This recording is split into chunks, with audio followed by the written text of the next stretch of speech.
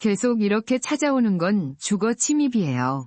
주거 침입죄는 가족 간에도 충분히 성립될 수 있는 거 모르셨죠? 어떻게 말을 그렇게 할 수 있어요? 그러니까 조심하라는 말이에요. 여기 집 주소는 어떻게 알았어요? 내가 자식 사는 집 주소 좀 알면 안 돼요? 당신이 안 알려줘서 내가 서류를 통해 알아봤어요. 당신과 연락이 안 되니 걱정돼서 찾아온 거예요. 왜 전화는 안 했어요? 당신이 전화를 안 받으니까 찾아온 거예요. 이제 주소도 알았으니 계속 찾아오실 거예요. 저희는 이렇게 하는 거 불편해요. 제가 여기 1년에 한 번밖에 안 오고 빈손으로 오는 것도 아니고 먹을 반찬도 싸오고 잠깐 와서 차 한잔 하는 것도 싫은 거예요. 자고 가겠다는 것도 아닌데 어머니가 연락도 없이 오시는 게 저희에게는 불편해요. 저희가 이사 오기 전에 어머니가 연락 없이 오신 적이 딱 한 번 있었어요. 그 한 번 때문에 저희가 이사까지 온 건가요? 어머니가 저희 집 주소를 아는 게 그렇게 불편한가요? 그 일 이후로 아내가 많이 화가 났어요. 그래서 저희가 이사 왔고 아내가 주소를 절대 알려주지 말라고 신신당부했어요. 저도 어쩔 수 없었어요. 어머니를 바이러스 취급하는 것 같아서 죄송해요. 어머니는 장모님이 저희 집에서 아이도 봐주신다고 들으셨잖아요. 그건 아내가 장모님을 편애하기 때문이에요. 아무튼 어머니가 이 집 주소를 아는 걸 아내가 알게 되면 또 이사 가자고 할 거예요. 그러니까 빨리 돌아가시고 이 집 주소를 모르는 척 해주세요. 그런데 비밀번호는 어떻게 아셨어요? 어머니가 벨을 눌렀는데도 반응이 없어서 혹시나 하고 손주 생일을 눌러보신 거군요. 저희는 안에 있었지만 어떻게 나갈 생각을 못했어요. 인터폰이 고장났나요? 벨은 고장나지 않았어요. 어쨌든 빨리 돌아가세요. 만약 어머니가 또 이렇게 주소를 알아내고 비밀번호를 입력해서 들어오시면 그땐 그냥 넘어가지 않을 거예요. 경기도 외곽에 사는 한영옥 할머니는 그날 이사간 아들의 집을 처음으로 방문했습니다. 집 주소는 아들이 알려준 것이 아니었습니다. 한씨 할머니는 아들에게 여러 번 연락을 했지만 연결이 되지 않았고 어떤 이유로 아들은 집 주소를 알려주지 않았습니다. 결국 한씨 할머니는 동사무소에 가서 등본을 발급받아 아들의 집을 찾았습니다. 그날은 더운 일요일이었고 할머니는 아들이 집에 있을 것이라고 생각했습니다. 한씨 할머니는 아들의 집 거실에 불이 켜져 있는 것을 확인했지만 벨을 눌러도 아무도 나오지 않았습니다. 그냥 돌아갈까 하다가 혹시 무슨 일이 생긴 건 아닌가 싶어 비밀번호를 입력해 보았습니다. 처음에는 아들의 생일을 입력했지만 문이 열리지 않았습니다. 한 번 더 시도해보자는 생각으로 손주의 생일을 입력했는데 띠리릭 하는 소리와 함께 문이 열렸습니다.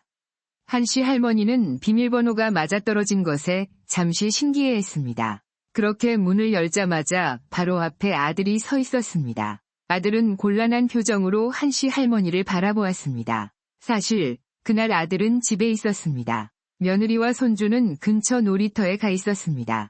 아들은 벨 소리를 듣고 누군지 궁금해서 인터폰으로 얼굴을 확인했습니다. 분명 엄마의 얼굴을 확인했지만 아들은 바로 문을 열어주지 않았습니다. 아들은 계속 문을 열어줄 생각이 없었습니다. 아무도 응답하지 않으면 한씨는 그냥 돌아오겠다고 생각했다. 그러나 계속해서 울리는 종소리에 아들은 혼란스러워했습니다. 그럼에도 불구하고 그는 여전히 집에 아무도 없는 척했습니다. 그런데 그때 그의 어머니는 정확한 비밀번호를 입력하는 방법을 알고 집에 들어갔습니다. 엄마와 딸은 서로를 바라보며 당황했다. 아들의 표정은 어색함에서 분노로 바뀌며 한씨를 비난했다. 그 후 그는 아내와 아이들이 곧 집으로 돌아올 것이라고 말하면서 그녀를 재빨리 집 밖으로 쫓아냈습니다. 한씨는 아들이 자신을 바이러스처럼 대하는 것 같다고 느낀다. 마침내 그녀는 매우 굴욕적인 기분으로 집으로 돌아왔습니다. 그렇다면 한씨와 아들의 사연은 무엇일까? 그들의 이야기를 들어보자. 한씨는 외딴 시골 지역에서 태어나고 자랐습니다. 당시 그녀의 부모는 농부로 일했고 가족은 많은 농작물을 재배하고 자녀를 키울 수 있는 넓은 땅을 가지고 있었습니다. 한씨는 그때를 늘 기억한다. 비록 사회가 오늘날만큼 발전하지는 않았지만 그녀에게는 현대적인 편의시설이 없어도 매일이 행복으로 가득 차 있습니다. 그녀는 종종 형제들과 노는 것을 좋아하며 저녁에는 고구마와 구운 감자가 맛있습니다. 그 후 그녀의 부모님은 여동생들만 초등학교에 보냈고 아들들의 학업도 지원했다. 한씨네 집안에는 남자 형제가 많아서 그들만큼의 재산이 있었지만 한씨와 그녀의 언니는 국민학교를 졸업한 후에도 부모님의 일을 돕기 위해 노력했습니다. 한씨의 아버지가 돌아가실 때도 어머니는 아들들에게만 재산을 물려주고 딸들은 결혼 후로는 아무런 지원을 받지 못했습니다. 그래서 한씨는 고향을 떠나 중매로 결혼하게 되었습니다. 결혼 후에도 한씨는 언니와 동생, 형제들과 자주 만나 외로움을 덜었습니다. 다행히도 한씨는 시어머니의 구박을 받지 않았으며 남편은 무뚝뚝하지만 다정한 면도 있었습니다. 그러나 남편은 성미가 조금씩 욱하기 때문에 직장에서 해고되는 일이 자주 있었습니다.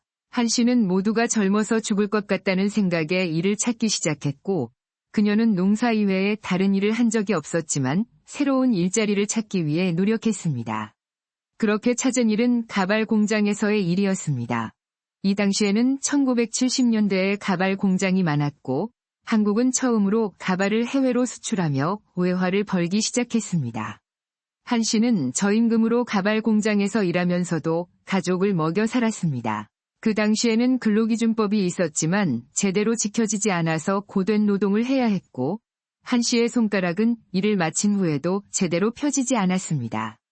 돈을 우선 벌어야 했기 때문에 한씨는 자식을 낳을 생각조차 하지 않았습니다. 이후 한씨는 계속해서 공장에서 일했고 남편은 적절한 직업을 찾아 꾸준히 일했습니다. 그러던 중 한씨는 조금 늦은 나이에 임신하게 되었고 임신 중간에 시어머니가 돌아가셨습니다. 한씨는 시어머니의 사망으로 크게 괴로워하며 첫째를 유산하게 되었습니다. 이후 한동안 힘든 시간을 보냈고 남편은 그녀를 위로했습니다. 시간이 지나도 상처가 완전히 낫지 않았지만 한씨는 점차 일상으로 돌아오게 되었고 3년 후에는 남편과 함께 2남 1녀의 자식을 낳았습니다. 그러나 자식을 낳고 나서 남편의 욱하는 성격이 더 심해졌습니다. 자녀가 어려움을 겪거나 잘못한 행동을 할 때 항상 남편은 언성을 높였습니다. 한씨가 사는 빌라는 방음이 잘 되지 않아서 남편이 매일 소리를 질러서 한씨는 주변 이웃들에게 창피함을 느끼기도 했습니다. 화 좀 줄여요. 그러다 화병 나겠어요. 최근에 뉴스에서 화를 내면 오히려 스트레스가 더 쌓인다고 하던데 화가 나는 걸 어떡해요.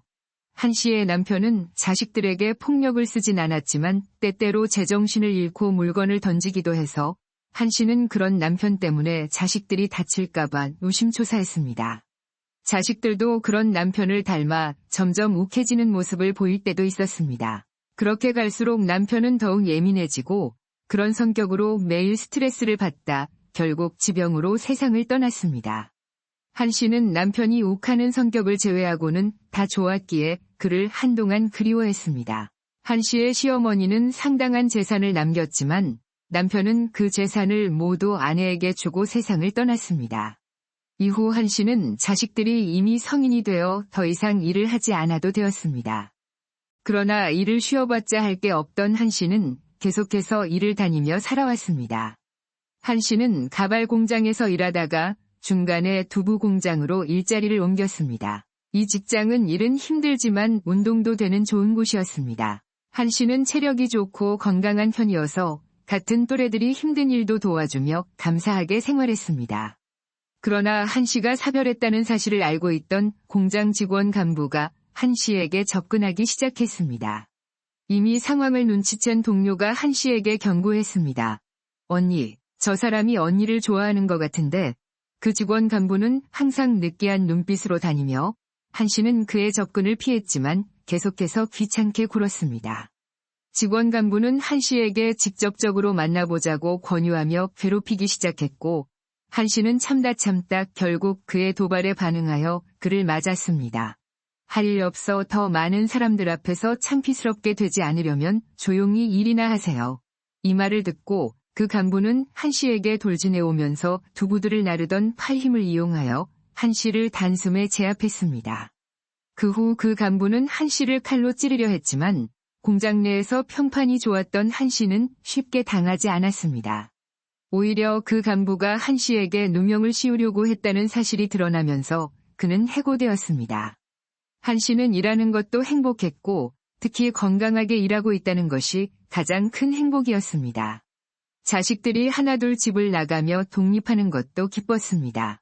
하지만 한 씨를 괴롭히는 사람이 또 있었습니다. 그 사람은 한 씨의 셋째 오빠였습니다. 한 씨의 셋째 오빠는 부모님으로부터 재산을 상속받자마자 사업을 시작했습니다. 어렸을 때부터 욕심이 많고 야망이 넘쳤던 그는 큰 성공을 꿈꾸었지만 현실은 그의 꿈을 막았습니다. 모든 사업이 실패하고 많은 빚을 짊어졌습니다. 자존심이 강해 이런 현실을 받아들이지 못하고 술에 빠져 살았습니다. 그는 점점 어두워지며 말이 더욱 어려워졌고 한 씨와 가까운 곳에서 살며 그녀의 집을 알고 있어 언제나 돈을 빌리러 찾아왔습니다. 씨의 남편은 이런 한 씨의 오빠에게 질려 화를 내고 더 이상 찾아오지 말라고 한 후 셋째 오빠는 한 씨의 집을 찾아오지 않았지만 이제 한 씨의 남편이 집에 없으니 점점 한 씨를 찾아 집으로 오기 시작했습니다. 한 씨가 집에 없을 때는 기다려서 문을 두드리고 한 씨가 올 때까지 기다렸습니다. 한 씨는 그런 오빠가 점점 창피해지기 시작했습니다. 처음에는 한 씨도 오빠가 불쌍해서 돈을 잘 빌려줬지만 오빠는 빌려간 돈을 당연히 갚지 않았고 점점 한 씨의 집에 찾아와 돈을 요구하는 빈도가 높아졌습니다. 한 씨는 결국 셋째 오빠를 피해 이사를 가야 했습니다. 한 씨의 언니가 그런 오빠에게 강하게 대응했지만 한 씨는 자꾸만 예전 시절 오빠의 모습이 떠올라 그렇게 모질게 대하지는 못했습니다. 하지만 계속 돈을 줄 수는 없었기 때문에 결국 한 씨는 이사를 선택했고 셋째 오빠에게 새로운 주소를 절대로 알려주지 않았습니다. 영호가 어디로 이사 갔어? 얼굴만 좀 보자. 이제 돈을 줄 수 없어. 그간 빌려준 돈은 다시 받지 않을 테니까. 술을 끊으면 그때 다시 연락해. 한 씨는 그렇게 셋째 자식과 멀리 떨어진 곳으로 이사를 가야 했습니다. 그래서 이제 한 씨는 조금 마음이 놓였습니다. 그러나 셋째 자식, 오빠를 멀리 떨어진 곳에서 보지 못하니 마음이 편할 수가 없었습니다. 그 이후 자녀들은 모두 대학을 잘 졸업하였고 첫째는 취직을 하였으며 얼마 지나지 않아 둘째 딸은 취직한 후 결혼하였습니다. 막내 아들은 공부를 계속하겠다며 한 씨에게 용돈을 요구하며 자취방에서 생활하였고 나중에는 거기서 생활하게 되었습니다. 한 씨는 매달 막내 아들에게 보증금과 50만 원의 용돈을 지원하였습니다. 어릴 때부터 취직 시에는 지원하지 않을 것이라고 자녀들에게 말했기 때문에 둘째 딸이 결혼할 때에도 아무것도 지원하지 않았습니다. 이는 이후 첫째 자식도 마찬가지였습니다. 다행히 사돈네는 한 씨와 비슷한 생각을 가지고 있었고 자녀들도 돈을 천천히 모으는 것이 당연하다고 생각했습니다. 처음에 막내 아들은 자신만만하게 7급 공무원 시험 준비를 시작했지만 공부 기간이 점점 길어지기 시작했습니다. 한 씨는 막내 아들이 사는 곳을 청소하고 냉장고를 채우며 지원하였지만 그 기간이 길어지면서 점점 힘들어졌습니다. 매달 50만 원씩 지원하는 것도 1년에는 600만 원, 5년 동안에는 3천만 원이었습니다. 한 씨는 처음에는 2주마다 막내 아들 집을 방문하였지만 지쳐서 2개월에 한 번만 방문하게 되었습니다. 그렇게 2개월 만에 방문한 막내 아들 집은 완전히 난장판이었습니다. 집 좀 정리하고 살아야지. 이게 되는 일이야? 오늘은 청소할 거예요. 그리고 2개월 후 한 씨는 막내 아들 집으로 가서 익숙하게 비밀번호를 입력했지만 집의 비밀번호가 변경되어 있었습니다. 한 씨는 막내 아들에게 전화를 걸어서 말했습니다. 내가 비밀번호를 바꿨어. 엄마가 집 앞에 왔으니까 오실 때는 미리 말해야 해요. 언제쯤 오실 건데 그러면 반찬을 집어넣고 청소까지 마치고 가겠어요. 비밀번호 알려줘. 하지만 막내 아들은 뭔가 숨기려는 듯 한 씨에게 오늘은 그냥 반찬을 밖에 놓고 가세요라고 말했습니다. 그리고 앞으로는 집에 올 때 미리 말하고 오라고 했습니다. 한 씨는 어쩔 수 없이 반찬을 놓고 집으로 향했지만 반찬 하나를 빼고 돌아갔습니다. 다시 집에 도착했을 때 낯선 여자 한 명이 문을 열고 반찬을 가져가는 것을 보았습니다. 한 씨는 그 여자가 틀림없이 여자임을 알았습니다. 아들은 집에 없었고 전화했을 때도 시끄러운 소리 때문에 집에 있지 않았던 것 같았습니다. 한 씨는 다시 막내 아들에게 전화를 걸었습니다. 예, 너 여자친구 생겼니? 어떻게 알았어요? 집에서 만났나요? 아니, 반찬 하나 빠뜨려서 다시 갔는데 여자가 문을 열고 나와서 반찬을 들고 집으로 들어가는 걸 봤어요. 실은 맞아요. 같이 공부하다가 만났는데 따로 살면 월세가 많이 나가니까 제가 그냥 저희 집으로 들어와서 같이 지내자고 했어요. 그래서 공부하는 애가 연애까지 하다 보니 합격은 언제 할 거라고 생각하죠. 이날 한 씨는 처음으로 막내 아들에게 잔소리를 했습니다. 아들은 그 말에 화를 내어 알아서 할 테니 이제 청소나 반찬도 안 해줘도 된다고 말하고 전화를 끊었습니다. 사실 매달 50만 원씩 용돈을 주는 한 씨는 이 집을 거의 월세처럼 지속적으로 내주고 있었습니다. 보증금, 월세, 그리고 반찬까지 제공하는 것을 생각하면 사실상 한 씨가 모든 걸 부담하고 있는데 이런 상황에서 결혼도 안 한 여자친구와 같이 쓴다는 점에서 한 씨는 손해를 보는 느낌을 받았습니다. 반찬 안 가져다 주면 너 뭐 먹으려고? 엄마가 주는 용돈은 월세로 다 나가 버릴 텐데. 그러자 막내 아들은 청소는 안 해주지만 반찬은 가져와도 된다고 말했습니다. 한 씨는 그래서 둘이 먹을 만큼의 반찬을 해주기 시작했습니다. 둘째 딸은 먼 곳에서 월세로 살고 있었고 도와줄 필요가 있으면 괜찮다고 말하여 한 씨의 부담을 덜어주었습니다. 그러나 첫째 아들과 큰 며느리는 집 문제를 고민하고 있었습니다. 한 씨는 큰 아들과 며느리가 둘째처럼 월세로 시작하면 좋겠지만 그렇게 하면 돈을 언제 모으겠냐며 조심스럽게 제안했습니다. 엄마, 우리 전세금 모을 때까지만 엄마 집에서 생활해도 돼요. 나는 상관없어요. 새아가가 불편하지 않겠니? 엄마 집에 얹어 살아도 우리는 그 정도는 참아야죠. 한 씨는 혼자가 편하기는 했지만 아들과 며느리가 돈 문제를 걱정한다는 말에 일시적으로 집에서 함께 생활하는 것을 허락했습니다. 그렇게 아들과 며느리와 한 씨의 불편한 동거가 시작되었습니다. 한 씨는 처음에는 흔쾌히 받아들였지만 오랫동안 혼자 살아왔던 집에 낯선 사람이 들어오니 불편해지기 시작했습니다. 며느리도 처음에는 적응하기 어려워 대부분의 시간을 방 안에서 보내고 저녁이 되면 나와서 한 씨를 도와주었습니다. 하지만 시간이 지나며 점점 아들과 며느리는 한 씨의 집을 자신의 집처럼 생각하기 시작했습니다. 한 씨가 언제 이 집을 나갈 거냐는 질문에 아들은 전셋집을 구하게 되면 나갈 계획이라고 말했습니다. 어느 날은 한 씨가 퇴근하고 집에 도착하기도 전에 시끌벅적한 소리가 들려왔습니다. 한 씨는 문을 열어보니 여러 여자들이 마루에서 파티를 벌이고 있었습니다. 이날 한 씨는 평소보다 일찍 퇴근했고 몸에 열이 좀 나서 집에서 쉬고 싶었습니다. 그러나 한 씨가 생각보다 일찍 도착하자 며느리는 약간 당황한 표정을 지었습니다. 이분들은 다 누구야? 제 친구들인데 한 명이 생일이라서 조용하게 생일을 축하하고 있었어요. 하지만 며느리의 설명과는 달리 한 씨가 눈여겨본 것은 마루에 걸린 플랜카드와 풍선들, 그리고 난장판이 된 마루와 주방이었습니다. 어머니, 잠시 자리 비켜주실 수 있어요? 저 아래 카페에서 저녁까지만 있을 거예요. 아무리 며느리와 편해졌다 해도 한 씨는 이날 며느리의 말에 기분이 나빴습니다. 그렇게 자기가 일찍 와서 파티를 망쳤다는 죄책감도 들면서 힘든 몸을 이끌고 카페로 향했습니다. 카페에서 잠시 쪽잠을 자고 나서 한 씨는 다시 집으로 돌아왔습니다. 집에는 아무도 없었고 정리해야 할 것도 남아있지 않았습니다. 한 씨는 며느리에게 잔소리를 하려고 했지만 같이 사는 상황에서 얼굴을 붉히는 것을 꺼려 조용히 집을 정리했습니다.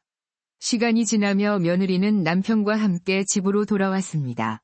어머니 벌써 다 치우셨어요.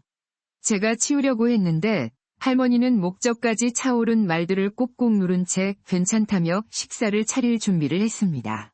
언제부터인가 며느리는 마치 한 씨의 딸처럼 자기 방 외에는 집안일을 하지 않았고 한 씨가 저녁밥을 차리는 것을 어느 순간부터는 도와주지도 않았습니다. 한 씨는 집에 오면 마음 편하게 쉬어야 하는데 이후 그녀의 존재로 인해 불안감이 생기기도 했습니다. 어느 날 며느리가 자신의 친구들을 불러 파티를 할까봐 불안해했지만 한 씨는 아들과 며느리가 곧 집을 나갈 것을 생각하며 크게 신경 쓰지 않으려 노력했습니다. 그렇게 시간이 지나며 드디어 아들과 며느리는 전셋집을 구해 한 씨의 집에서 떠났습니다. 한 씨는 내심 서운했지만 혼자가 편할 것이라 생각했습니다.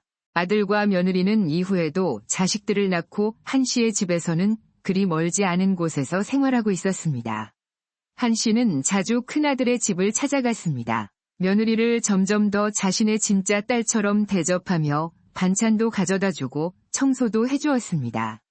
처음에는 며느리도 한 씨를 반기기도 했지만 점점 한 씨가 집에 올 때마다 불편해하는 모습을 보이기 시작했습니다.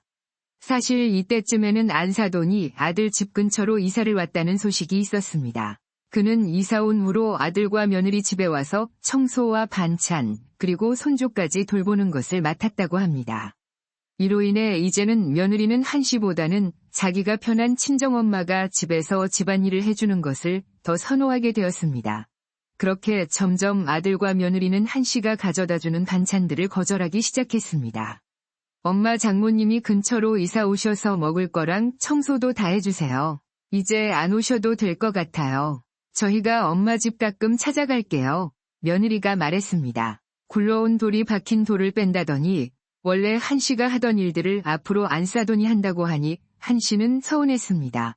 엄마가 해준 반찬이 맛이 없었니? 굳이 왜 사돈네가 해다 준 반찬을 먹겠다는 거야? 아들이 말했습니다. 와이프가 자기 친정엄마가 더 편한가 봐요.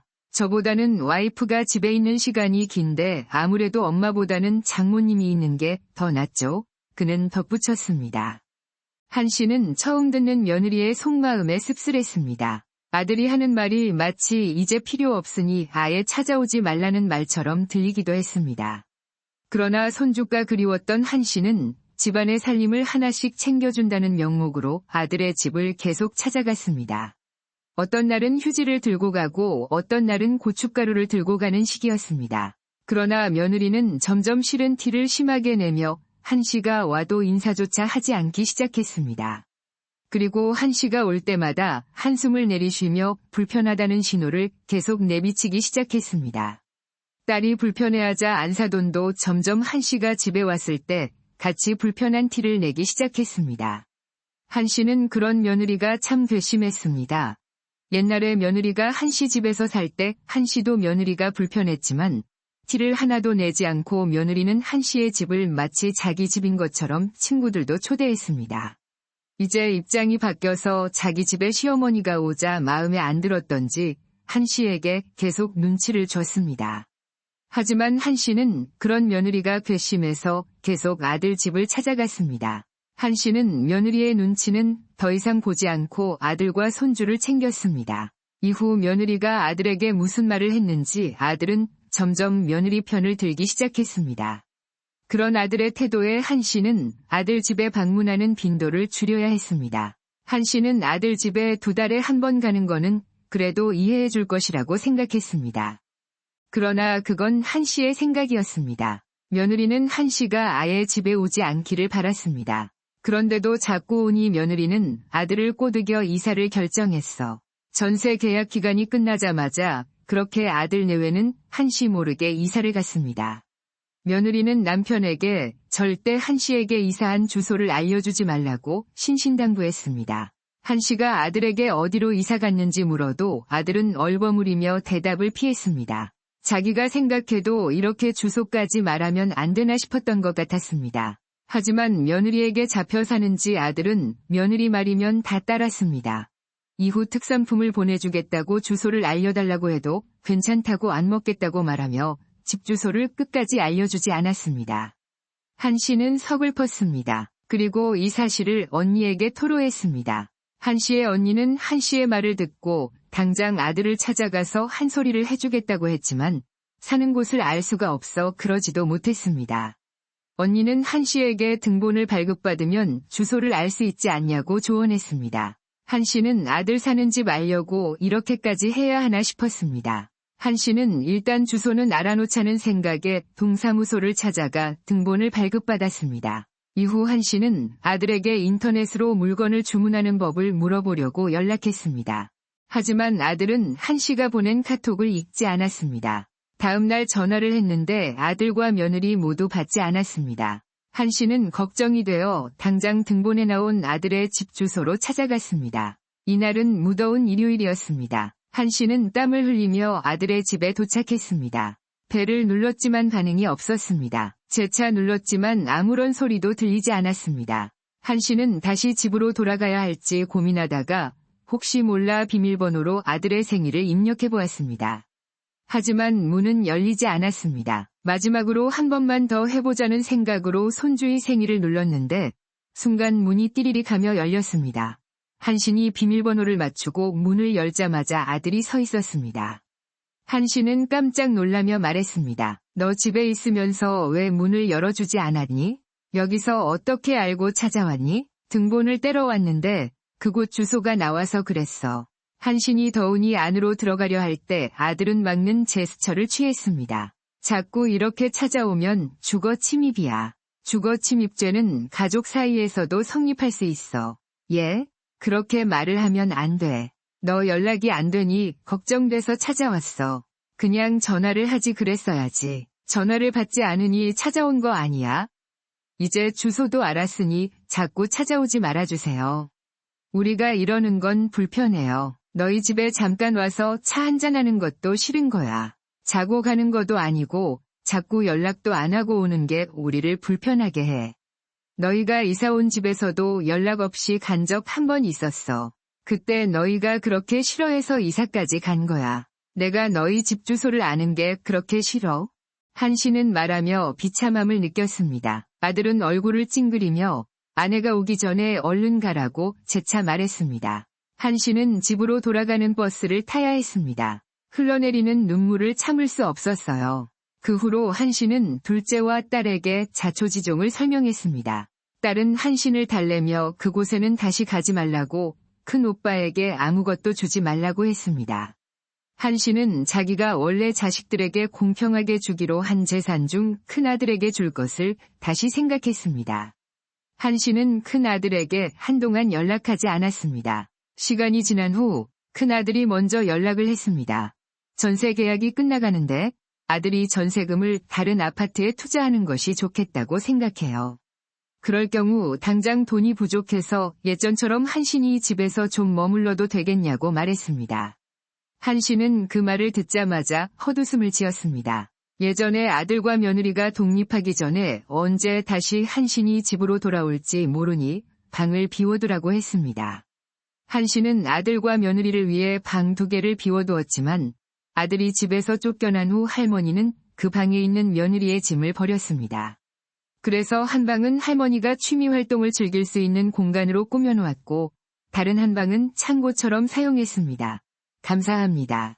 아들과 며느리를 한신이 집에 들일 생각은 더 이상 없어요.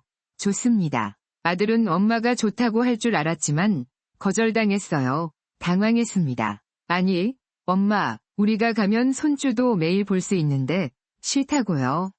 이미 너희가 쓰던 방에 있던 짐들 다 버리고 내 취미방이랑 창고로 만들었다. 너희 와도 방이 없으니 그냥 오지 말 거라. 와이프랑 이미 얘기 다 끝냈어요. 방에야 다시 정리하면 되잖아요. 저희 한 달 있다가 들어갈 거니까 그렇게 알고 계세요. 이런 뻔뻔한 아들의 말에 한씨는 참지 못하고 화를 냈습니다. 알겠습니다. 내 집이 니네 집이니 맘대로 들어왔다 나갔다 하게 내가 니네 집 주소 아는 것조차 싫어하면서 내 집 올 때는 통보하는 거야. 너희가 이 어미한테 상처를 줬고 난 이미 너희한테 마음이 떠났다. 그리고 내 재산은 너희한테 한 푼도 안 물려줄 거니까 이것도 알고 있어라. 갑자기 왜 그래요? 엄마한테 주소 알려주지 말라는 건 와이프 의견이었어요. 제가 거기서 와이프 말 안 들으면 싸움만 날 게 뻔하잖아요. 한씨는 머저리 같은 아들에게 욕을 한 바가지 해주고 싶었지만 참았습니다. 아무튼 내 집에 올 생각 절대 하지 마라. 비밀번호도 바꿨고 문 열어줄 생각도 없다. 엄마 손주 안 보고 싶어요. 큰아들은 필살기를 꺼내려 했지만 뻔했습니다. 하지만 한씨는 이미 아들 며느리가 그걸로 협박할 것이라고 예상했고 이미 손주 안 보는 걸 각오한 상태입니다. 그래, 손주도 안 보고 너희도 더 이상 안 볼란다. 그렇게 한씨는 전화를 끊었습니다. 한편 한신의 막내 아들은 아직도 공무원 시험을 준비하고 있었는데 공부를 하는지 연애를 하는지 합격 소식은 아직까지도 들리지 않았습니다. 맞습니다. 한신은 이런 막내 아들에게 지원하던 용돈도 끊어버렸습니다. 맞습니다. 막내 아들은 갑자기 왜 그러냐며 노발대발했지만 한신은 큰 아들에게 한 것처럼 단호하게 행동했습니다. 그렇게 한신은 좀 더 생활비가 여유로워져 맞습니다. 그걸로 그간 즐기지 못했던 취미를 시작했습니다. 그리고 자식들한테 병원 간다는 소리도 안 하고 혼자 병원에 가서 진료를 잘 받고 좋은 찜질방에 가서 마사지도 받고 맛있는 것도 많이 사 먹었습니다. 가방에 책 한 권을 넣고 다니면서 카페에서 커피를 마시며 책을 보거나 쇼핑센터에 가서 옷을 고르기도 했습니다. 그뿐 아니라 가끔 호텔을 예약해서 하룻밤을 묵기도 했습니다. 한신은 자신이 이렇게 호기심이 많은 사람인 줄 몰랐습니다. 자식들에서 벗어나 자신의 삶에 집중하니 이렇게 행복할 수가 없었습니다. 혼자 외롭지 않느냐는 둘째 딸의 질문에는 세상을 구경하는 게 이렇게 즐거울 수가 없다고 답하며 자신은 사람보다는 동물과 식물이 더 친구라며 이제는 동물과 식물들이 좋다고 답했습니다. 그렇게 한신은 가끔은 언니와 놀러 다니고 혼자서도 집에서 글을 쓰고 그림을 그리며 남은 노후를 행복하게 보내고 있습니다. 여러분은 이런 한신 할머니의 이야기를 어떻게 들으셨나요? 한신은 자식 내외가 자신의 집에서 살겠다는 말에 불편함을 감수하고 흔쾌히 받아들였습니다. 그리고 아들 며느리가 자신의 집처럼 편하게 생활하도록 배려해주기까지 했습니다. 하지만 상황이 변하자 한신은 집에 오지 못하게 하려는 자식들의 행동에 서운함을 넘어 배신감을 느낄 수밖에 없었을 것입니다. 물론 자식들 결혼한 집에 이유 없이 수시로 찾아가는 것은 좋지 않은 행동이지만 남도 아니고 가끔은 자식들 집에 가서 손주도 보고 차도 한 잔 마시고 오는 것이 크게 잘못된 행동은 아니라고 생각합니다. 하지만 가장 좋은 것은 자식들이 내 집에도 너무 자주 못 오게 하지 않으면서 내가 자식들 집에도 굳이 찾아가지 않는 것이 아닐까 생각합니다. 그렇게 자식들이 다 컸으면 한신 할머니처럼 우리 부모님 자신의 삶을 보다 즐겁게 보내시는 것이 좋겠습니다. 여러분은 오늘 이야기를 들으며 어떤 생각이 드셨나요? 댓글로 나눠주세요. 이상으로 오늘의 이야기를 마치겠습니다. 모든 구독자분들의 행복한 삶을 응원합니다. 다음에 또 좋은 이야기로 찾아뵙겠습니다. 감사합니다.